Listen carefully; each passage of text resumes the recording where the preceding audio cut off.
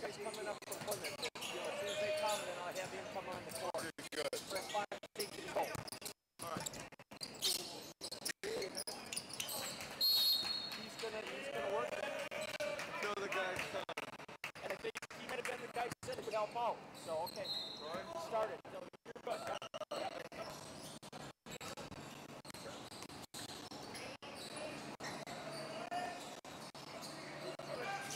Switch? Do what? You and my switch courts?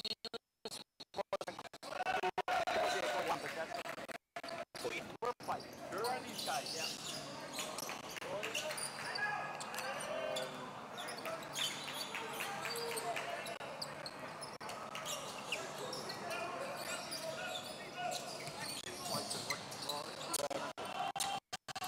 We're on court 2 now. 53. Rayfield? What is Rayfield? That's Rayfield? Rayfield. Number 57. That's not the point. Oh, I'm sorry, I'm here. 53, 55 is Jackson. Yep. And then who's the other one? Rayfield. I got Rayfield, Jackson, Troy. and Troy right there. Got it. Troy's the big guy. Okay, and this is Jackson. okay. Thank you.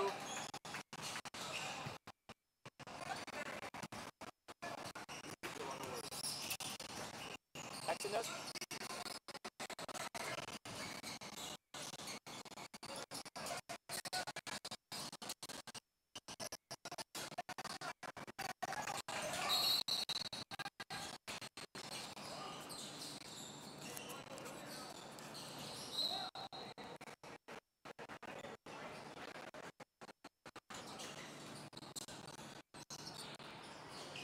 Okay, guys, just got the microphone turned over here to me from Mike Lagraza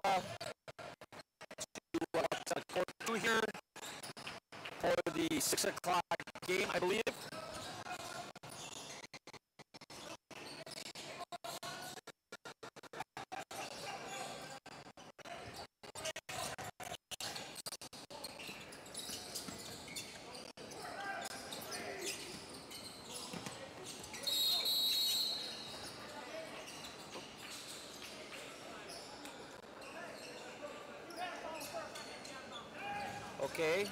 Okay, we just had a double whistle, and we had where Jackson, I believe, had the call from the C position on the drive to the basket, and then Troy had his whistle too, which he gave up to Jackson, which is awesome. That's what we want to do, because the play was coming from Jackson's primary into Troy. So, yep, that call was first, and that's the one that initiated the contact and the foul. So, good job executing that series.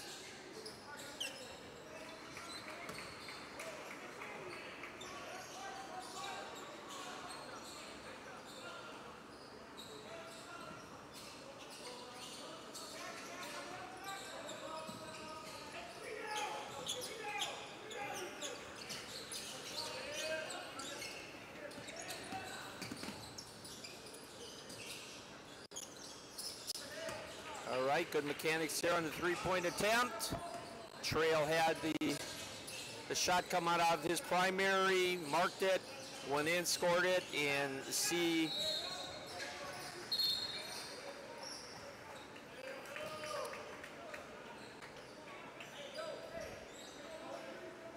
another good call over there that was just made.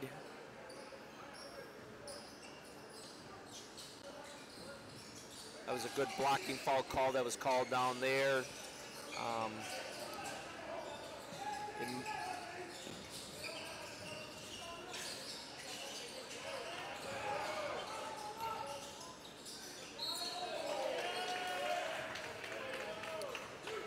Another good foul call. Another good foul call. Contact was made.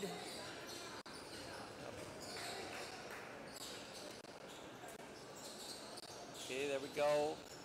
Everybody signal 2 shots. Everybody knows that there's 2 shots on this. I didn't look beforehand is on the 2-shot foul. I was watching more on the foul call and then the report at the table. Hopefully the other, the non-calling officials both had the correct shooter, number 31, and made sure that the correct shooter was on the line there.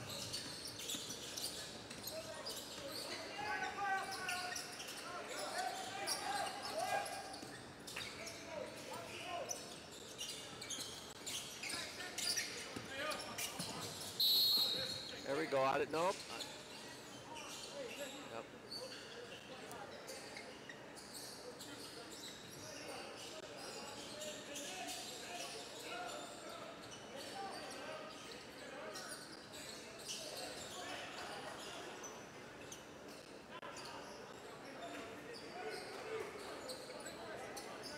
Okay, that's a good call, a good foul call coming from the primary, and your view of it, you saw it as a non-shooting foul. That's at the baseline. Again, guys, that should be communicated before you go and report the foul. You had the foul, and you should have been calling what it was and pointing to where you wanted that ball out of bounds right away. Your partners didn't have any question on if it was a shooting foul or not. So that's the routine you got to get in. Foul call, on the number, what he did, and where does the ball go? Are we shooting 2, are we shooting bonus, or is the ball going out of bounds? Let everybody know so that we know what's going on.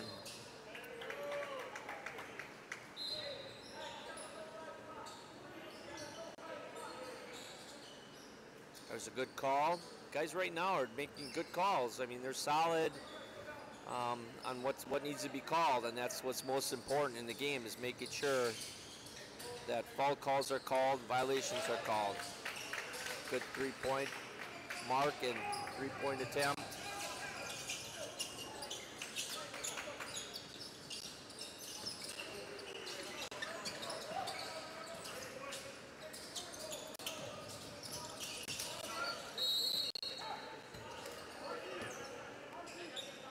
Okay. Again, on all signals that we have, Federation signals, you always have your hand up first for a violation, stoppage of clock, open hands, and then you make the call after that, or it's a foul, closed fist. But in all whistles, the hand is up. Stopping clock or indicating that you have a foul.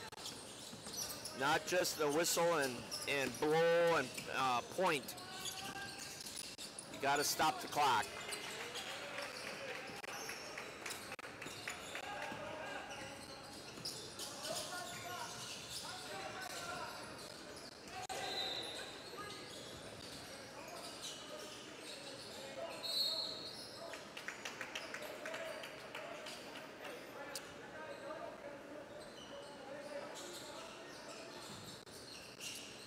Okay, that foul call you might want to take a look at when you review your film here.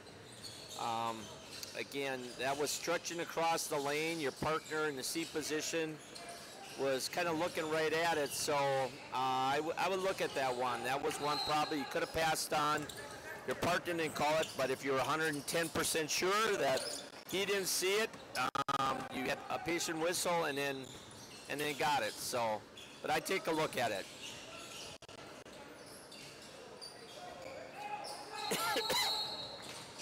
Right now the game's getting a little sloppy, you guys are doing a good job calling the fouls. I mean, they're the ones that are flying around here and reaching and grabbing and whatnot all, so.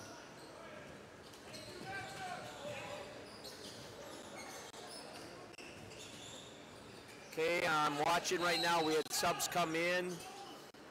When subs come in, whoever's closest to the table should be putting his hand up to his partner who's administering the ball inbounds, and doesn't come down until the subs are in and out. Then he points to his partner to say, okay, we have subs in and out correctly. We're ready to put the ball in the play. That was a good call on that block.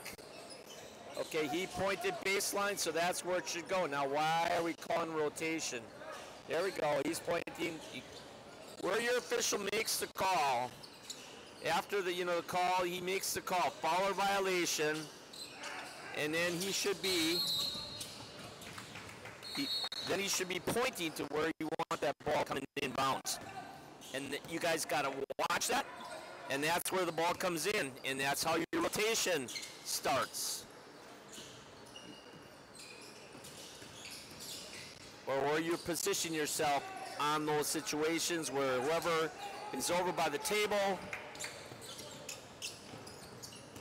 and is replacing the calling official gets you in the right spots and gets that third partner that's kind of like not in the picture into the right spot as well in the position on the floor after the call.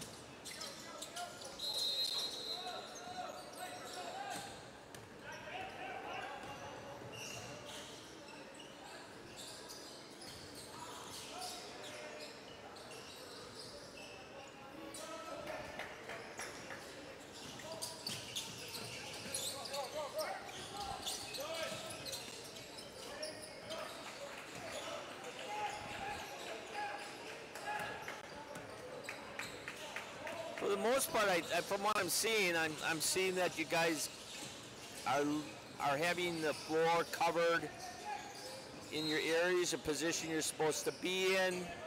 I just see him watching a few heads and stuff, and I think I see a few of you are looking out of your primary, peeking at where the ball is versus watching where your primary is.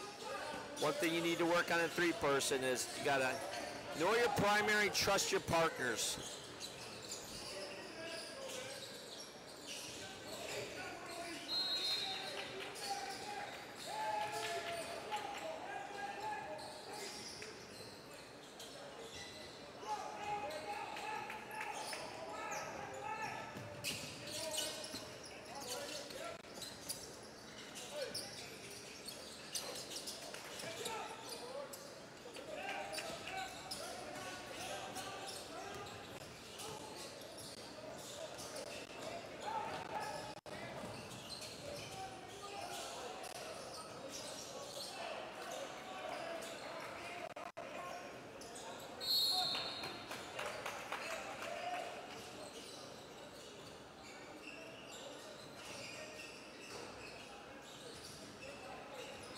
Okay, good foul call. I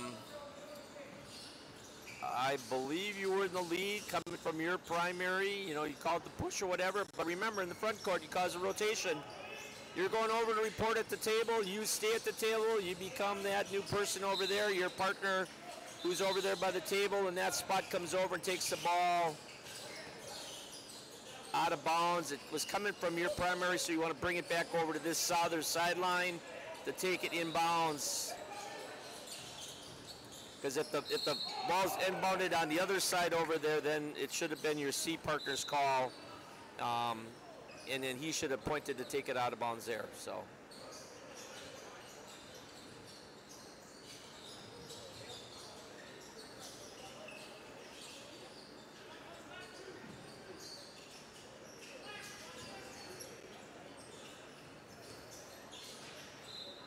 Okay, see the coach has got a little upset a little bit on that call, and you're talking with him, so hopefully it's a good conversation, explaining, what you saw and the call that you made. He might not be happy with it, but at least you're giving him your view of what you saw on the call, on the foul call.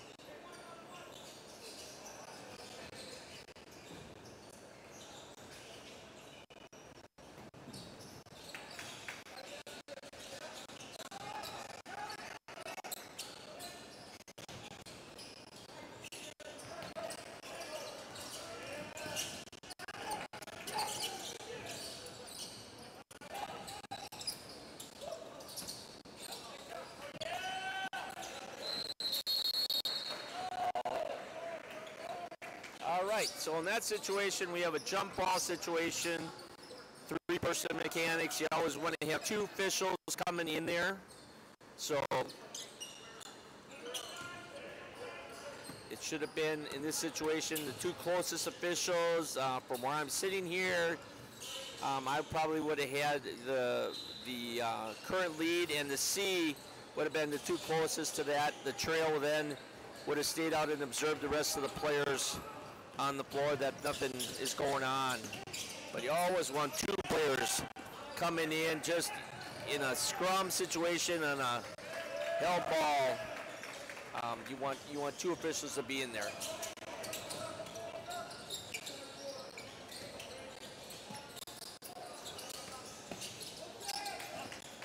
A good rotation there. Did everybody adjust it? He stayed. Good job staying as a C. Didn't fail out. Quick change here. Did everybody get it? Yep, we did. Good. So going down, okay. We got in position where we needed to be.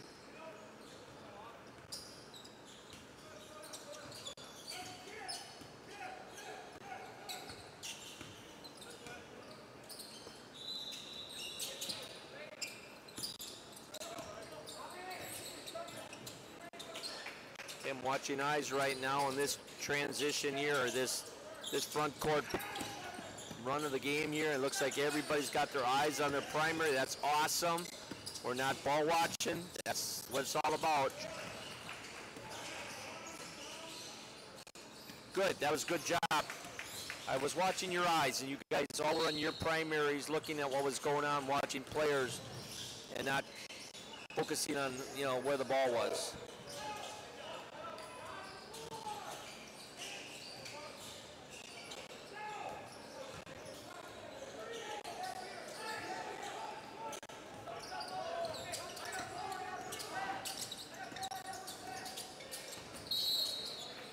That's a good foul call.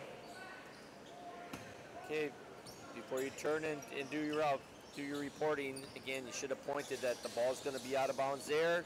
Your partners know where you want it. And then we had subs coming in, again, because your back's to the table. Normally the closest official table brings them in, but because your back's to the table, there's the situation where the C across the court sees the subs, gets his hand up, blows his whistle, brings the subs in, keeps his hand up until the subs are in and out, and then tells his partner to inbound the ball over there in front of the scorer's table.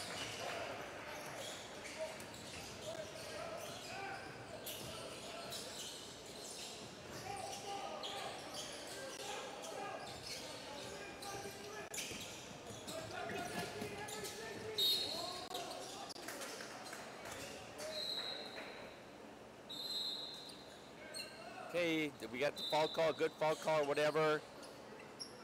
Again, I think you were assuming that all your partners knew that it was two shots. Again, when you got the foul call, you got your hand up and, you know, talking who the foul is on, and then fingers go from, I normally do is when I got my fist up, then I open up my fist, because I got the foul call, I blew my whistle, so the clock should have stopped, and then I put two fingers up to my partners, letting them know that I got two shots.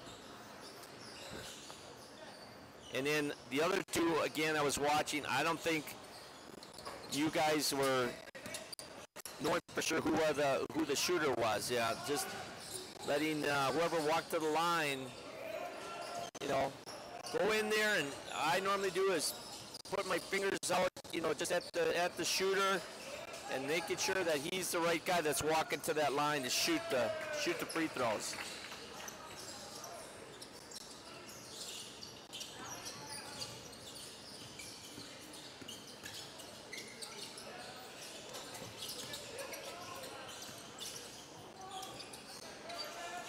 Okay, on that last three-point attempt, we had both the trail on the C marking that three-point. Again, remember where your court coverage area is. We should only had one official marking, and then if it's made, then we have the C and the T counting it. So,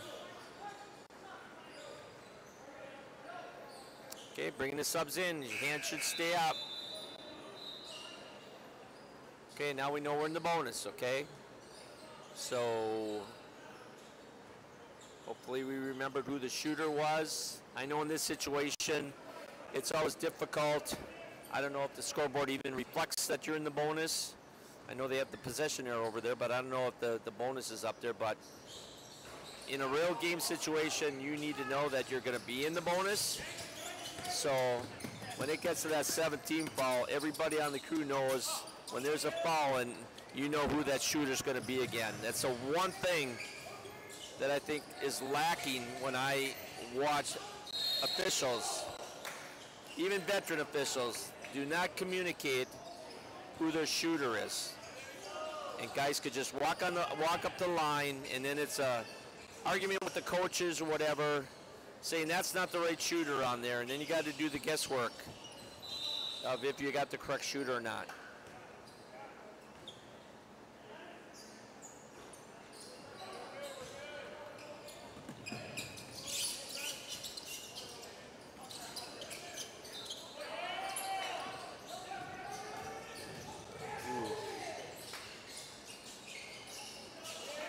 All right, on that, you'll see that or whatever, on that steal or whatever. Then we had number 35, Black, just came up and gave a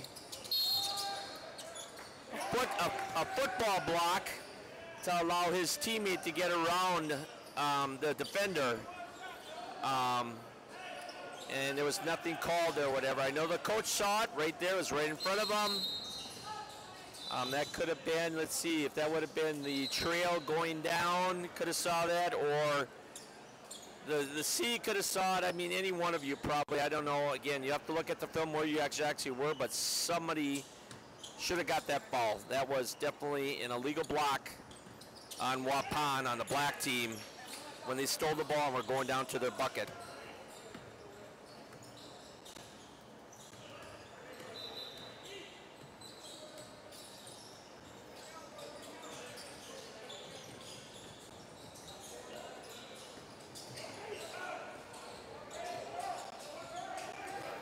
Should have a 5-second count going.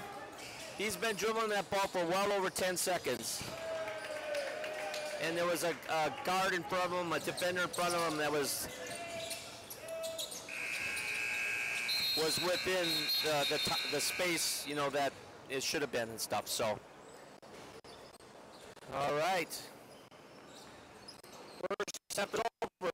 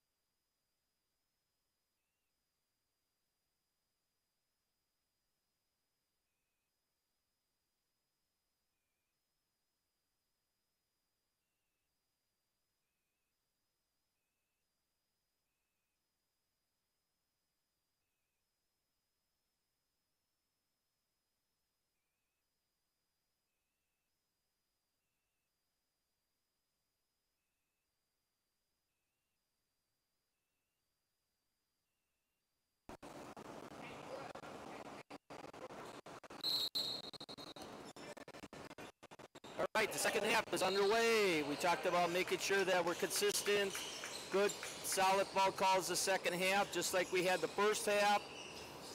We did talk about the 5-second closely guarded. You know, that does needs to be occur. Excuse me. And we'll talk about that more after the game is over here.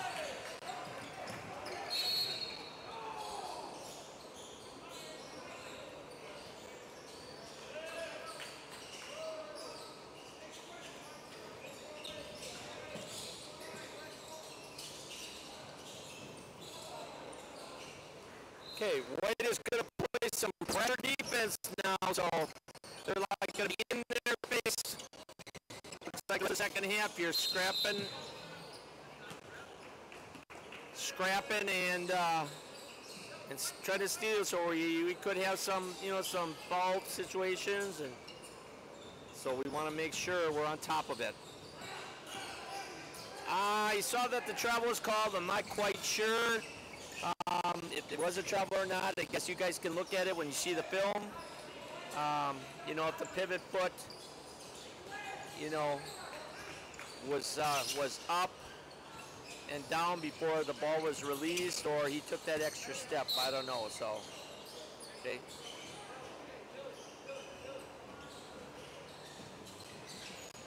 All right. So on that, you were more important to go pick up the ball than you were to make the call, okay?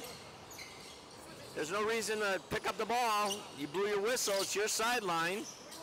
You need to put your hand up to stop the clock, and then you need to holler, what color is it? So it should have been hand, whistle, hand up, stopping, and black with a point. The black, and then let the player or a fan get the ball and get it back to you to bring it inbounds. We got so many officials out there that go and chase after the ball. Don't make their signals properly and stuff. The ball's more important to get the game going again. You're the one in control of the game when it starts and stops. And there's no reason to be in a hurry.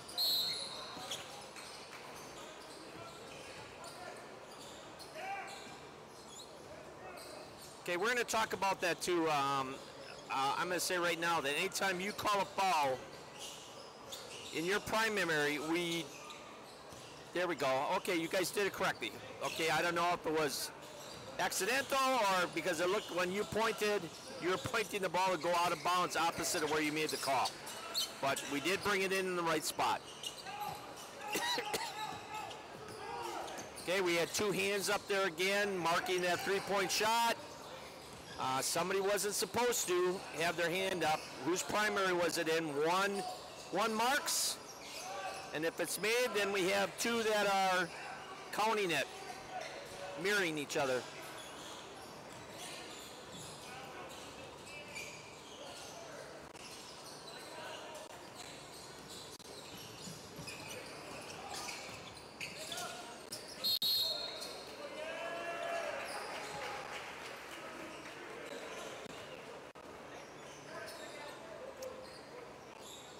Okay, there again, you're going to hear it over and over again. You need to make the call on the violation and the foul, and then you need to point to where the ball is coming inbounds. So in this situation, you'll see yourselves all looking at the official calling the foul because you don't know where the ball's coming and you don't know how to rotate. And there we had three officials rotating. We only have two. He was the trail, I see, I'm not sure. And then we had the guy down by the table going down to the baseline. The lead came up to become the C. So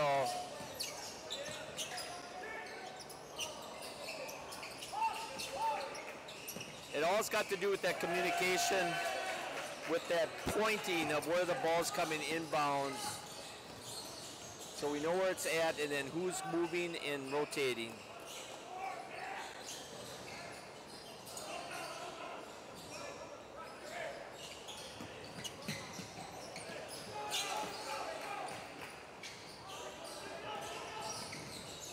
It's going to be a running game here. Whitefish Bay's running. Waupun's trying to keep up with them.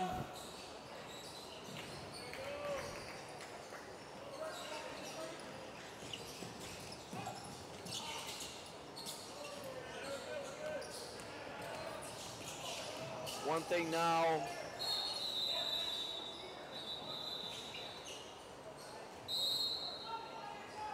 Okay. There we go. Okay.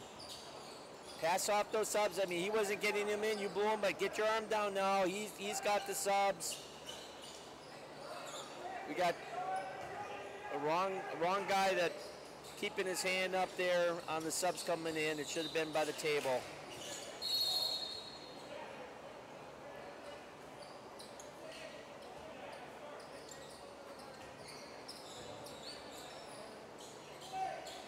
Again, we got it out of bounds.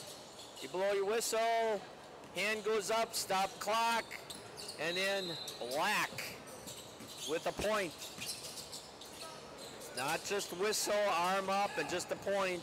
What's the color? There we go. There was one. Got it. Okay. Got the verbal there, but I don't think I saw the point going to White's basket. Again, it's all got to work together. And as you work, I mean, more games, you know, the rotations are gonna come, and hopefully the communication, you know, the signaling, the mechanics, all will come as well. One thing I must say is you guys are being consistent on the foul calls. We're not, you know, we're letting them play a little bit, but when it gets to be the displacement and extra pushes and stuff like that, we're getting that. So that's important. Okay, there was another 5-second count that should have been going. I don't think it was a 5-second count violation, but definitely there was. There we go. There was one hand swipe.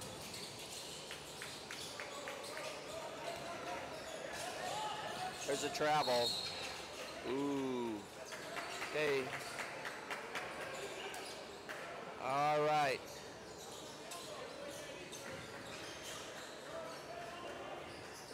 All right, there again.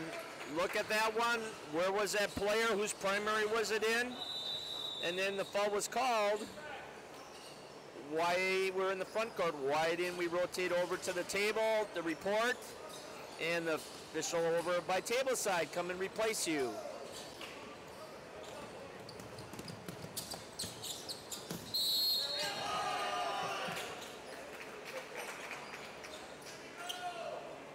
Okay, that was a good call. Way to stay with the play, saw it all the way through.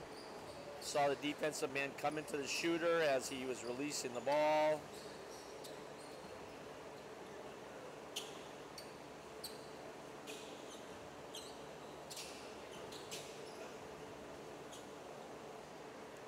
So I didn't really watch the mechanics on the whole situation, but should have been a foul call. Should have been arms up, indicating the three-point bucket with your partner, mirroring that, and then your hand up saying we're going to be shooting one. And then you go over to the table and report it, you know. Falls on whoever, and I don't remember who. Three-point bucket with your arms up and count it's good, and you got one shot. Those are the things. Those are the things.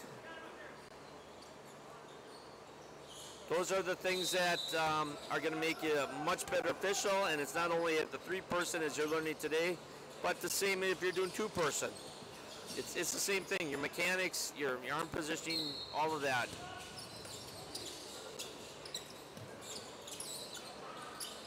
One thing I'm going to say, you gotta look and work on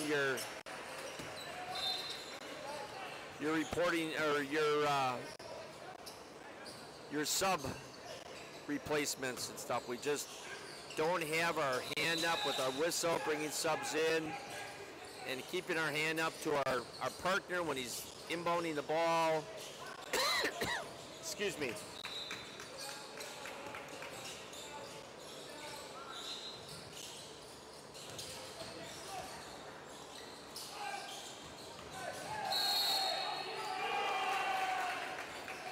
All right. The situation right there is one you don't want to get involved with. We had two officials blowing the whistle, both calling charge calls. Whose primary was it in? Who's responsible for that call? You have two whistles, you got to think of whose primary it was, and you got to drop your hand and let it go, because you're going to get a block and a charge call, and that's a blarge. We don't want that ever to happen.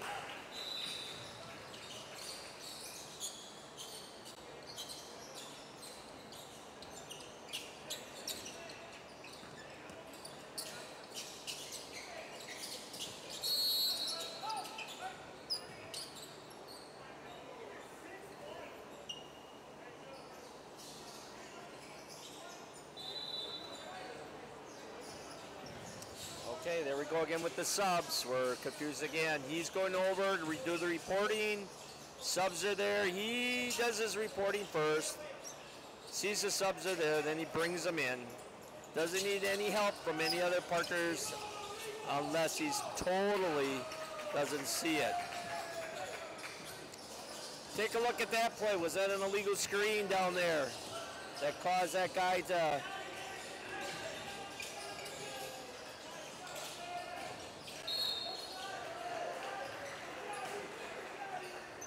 Okay, that mechanic there with the no shot will definitely work on that. We'll talk about it at the end of the game.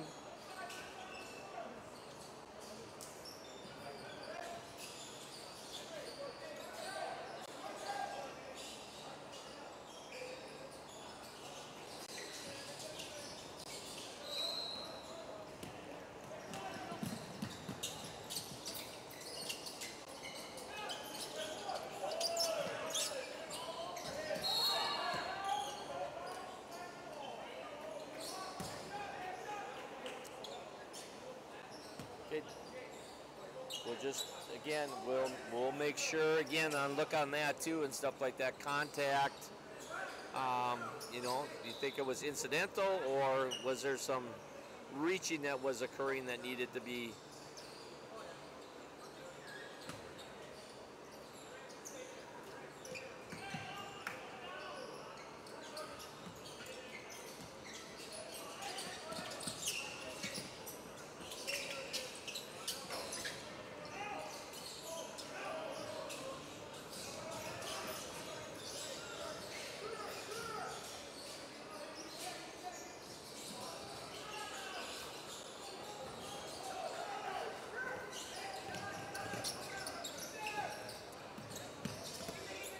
Okay, again, down there are players that went to the floor. I don't know how they got there, but again, look at it film or whatever. Should there have been any kind of foul situation? Was there any pushing or shoving, displacement that initiated anybody to go down? If so, that's a foul.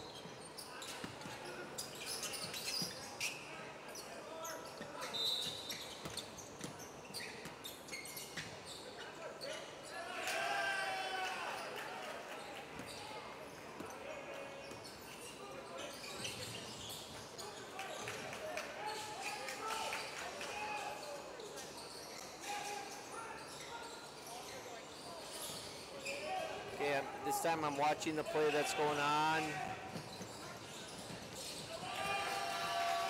I was watching on the plane that was happening on the front court again, and was watching your eyes. It looked like everybody, you know, had good eye coverage on their primary and was not, you know, looking outside of the primary where they weren't supposed to be. So that's a good thing in three-person. Making sure that you're focused on your primary all the time. You know, it's what we keep saying, trust your partners.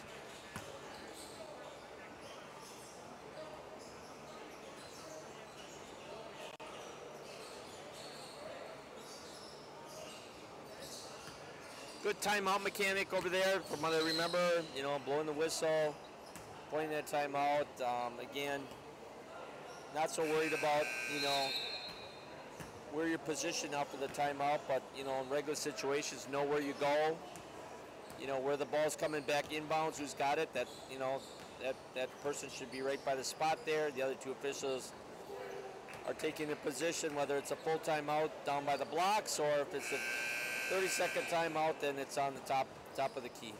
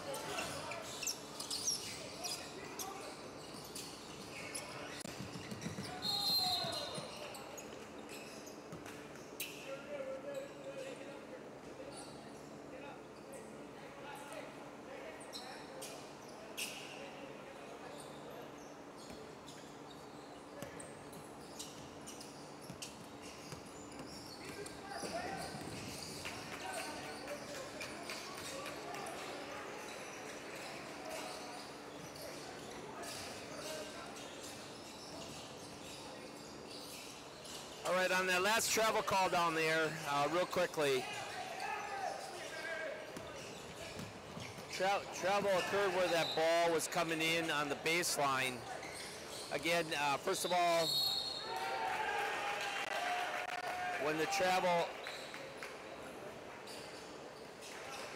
travel call occurs, again, hand up, travel, signal like you did, and then point to where you want that spot going in. One thing you don't want to do when you're going long, again, this is just my point of view and what we do on our crew. When you're going long, we try not to cause a rotation. We'll take the ball in on the other side of the free throw line to keep the lead and the trail in the same position, and I'm in the C. I'm going to stay in the same seat position, you know, going down the floor. So that's when you're going long. I mean, just a rule of thumb, you know, instead of pointing to have it go to the other side of the lane, pointing on the side that's going to keep the crew in the same rotation going down the floor.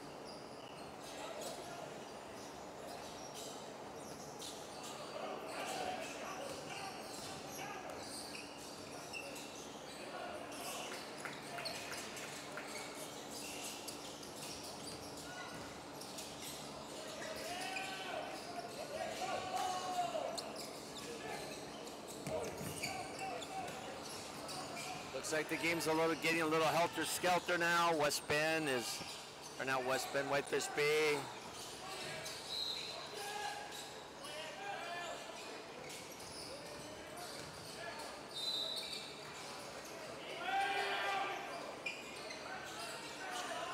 So passes are getting sloppy.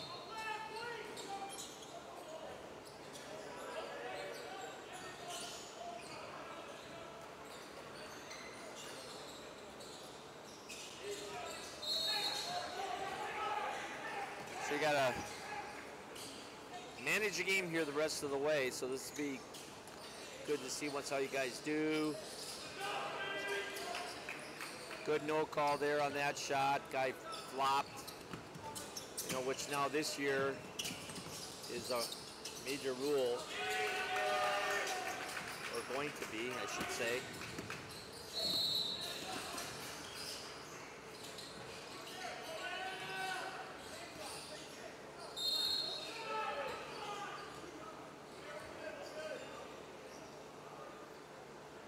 Okay, we'll talk about, I already mentioned that about that no shot situation or whatever. As a crew of officials, when you're on the floor, you don't want to be, you know, out there on the showboat side, okay? You don't want to even be seen when you're on the floor, you know? You want the players to play and dictate the game and the outcome of the game. So when we start getting into, you know, our signals and making them fancy and instead of really the correct way and whatnot all.